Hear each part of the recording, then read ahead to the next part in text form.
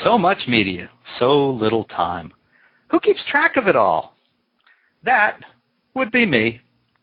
This is Bob Andelman, and this is the Mr. Media Interview, sponsored by 1-800-DialDJs.com and recorded live on blogtalkradio.com from the new media and American League Baseball capital of the world, St. Petersburg, Florida. Everybody has their own reason for watching a show like So You Think You Can Dance, airing Wednesday and Thursday nights this summer on Fox. Some tune in for the hot dancers, some just dig the host, Kat Deely. Others lie in wait for the snarky remarks by Judge Nigel Lithgow. But everyone wants to know what will come out of Judge Mary Murphy's colorful mouth next.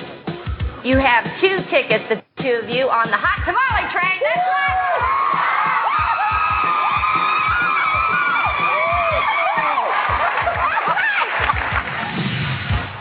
I have no idea what a hot tamale train is.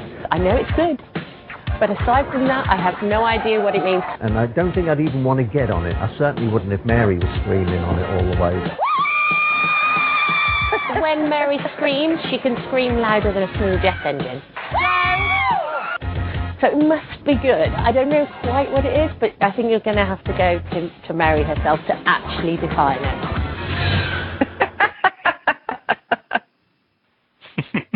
Mary Murphy, welcome to Mr. Media. Thank you. Thank you, Bob. Was that fun? Yeah. Oh, it's hard to hear myself, but you know, what can I say? I'm enthusiastic over dancing and love dancing. Well, I mean, it comes across. I think that's a good thing, right? It's absolutely a good thing.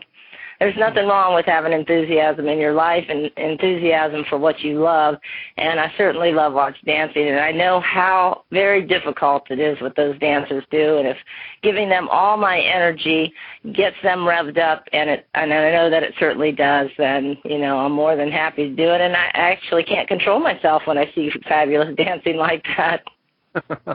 So 5 seasons in now, I mean, has the show lived up to the expectation you had, or has it exceeded, and is the enthusiasm still there? Well, I think it's way, exceeded my expectations, that's for sure. When we first started this 5 years ago, I don't think any of us knew whether it would be on air, to get a show, to get the pilot or get anything going takes so long, and the odds are against you. And then especially up until that point, there was no dancing on television.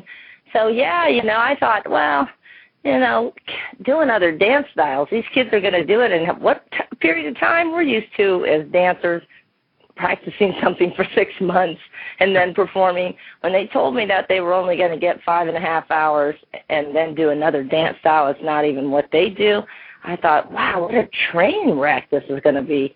People are going to be falling down. They're going to be blacking out. I envisioned all of those kind of things instead of thinking somebody would be able to come out and do it fabulously. So the first season, already, just broke that barrier right down. I was like, wow, these are extraordinary kids. Some not even trained, but yet we found these, little diamonds in the rough and just polished them off and look at them go. So it's been amazing to me, the journey for sure, and even when I think I've seen it all, I know better now that every year I will see somebody do something with their body that I have never seen before, that didn't look humanly possible, and, dancing, that will just blow us away. And I suspect, 60 years ago, Gene Kelly, Fred Astaire, Ginger Rogers, people looked at them and thought, well, no one will ever beat what they do with their bodies, but you're seeing it every week. Yeah, absolutely. It's just crazy. And, I'm just glad that dancing's back on television again and that people are appreciating it, and it seems to be all over the world. It's not just here in the United States, but all over the world, people are watching So You Think You Can Dance, and in a lot of countries it is the #1 show, and it's very exciting for me. What can I say? I'm a small girl. I shouldn't say I'm a small girl. I'm from a small town, and the fact that all of this is happening is just fantastic to me. It does seem like dancing would be such a natural for television, where you want to see movement and action and activity. It's amazing that it was away for so long. Yeah, and I think that's why, too, people were really kind of thirsty for it. to see something that is just so beautiful and can be so ugly and quirky all at the same time. It can just make you feel a lot of different things, and the storytelling that can be involved, that affects so many people in their lives too. It's just very interesting to me. I just couldn't be happier, to tell you the truth. Do you think it's easier for contestants in these later seasons than it was in the first season or two before the competition and the process was better known and understood? Well, even though the process is better known and a lot of the dancers are preparing now in advance, I don't think it's easier for the contestants. I feel like, in a way, that there's more pressure, because it means so very much to them. I think now we get a whole crop of kids that have been dreaming for 5 years to be on the show, and when they do make it, it just means so much more now. And then even when they see that stage for the very first time and they arrive in Hollywood and they walk into the set, a lot of them are just weeping because they're just like, they can't even believe that they're here. So then to go up, it's kind of getting monumental for a lot of dancers in their career to be able to get onto So You Think You Can Dance.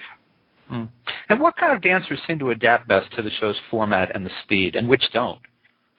Well, it's truly the underdogs are going to be the B-boys. Somebody that only dances on their head and elbows for the most part and wrist are not going to have the easiest time. And I think that's, too, when we see someone like Gev last season that started to do other dances and in pretty good fashion, it just blows you away. And it's very endearing, isn't it, when you see the underdog doing well, like Rudy in a movie.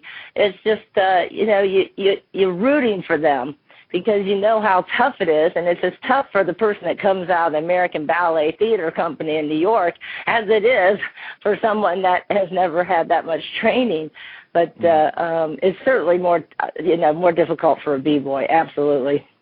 All right, so finally, before I have to let you go here, tell me something. It's just the two of us. No one's listening. Tell me something about tell me something about working with Nigel and Kat that they wouldn't want me to know.